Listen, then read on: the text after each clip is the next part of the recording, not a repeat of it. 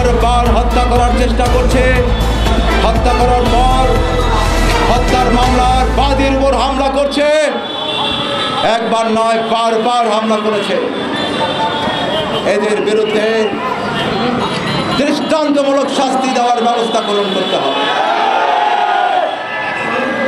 অন্যথায় আপনারা ভাববেন না যে আমরা বসে থাকবো। আমরাও ছেড়ে দেব না।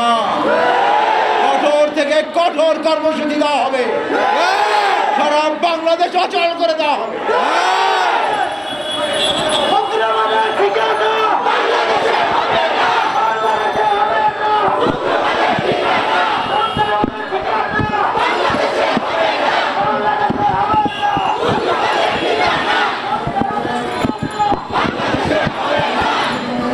আমরা 3 দিনের মধ্যে, এখন থেকে 72 ঘন্টার মধ্যে আসামিদেরকে আইনের আওতায় দেখতে চাই।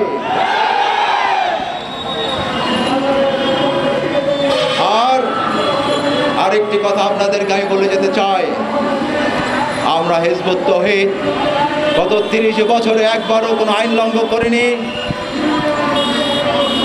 আল্লাহ তার শেষ নবী হযরত মুহাম্মদ সাল্লাল্লাহু আলাইহি ওয়াসাল্লামের মাধ্যমে অর্ধেক পৃথিবীতে যে শান্তি প্রতিষ্ঠা করে গিয়েছিলেন, সারা পৃথিবীতে সেই শান্তি প্রতিষ্ঠার জন্য হিজবুত তৌহিদ দাঁড়িয়েছে এবং অচিরেই সেটা বিশ্ববাসী দেখতে পারবে ইনশাআল্লাহ। এই শান্তির পথে যারাই বাধা হয়ে দাঁড়াবেন, তারা খড়গুটোর মতো উড়ে যাবেন। এখনো সময় আছে, সত্য উপলব্ধি করুন, ন্যায়ের পথে আসুন, অন্যায়ের বিরুদ্ধে দাঁড়ান, তাহলে মুক্তি পাবেন।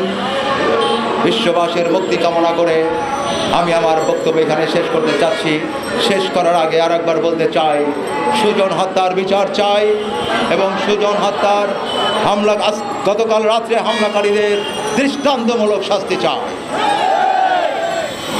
আল্লাহ হাফেজ।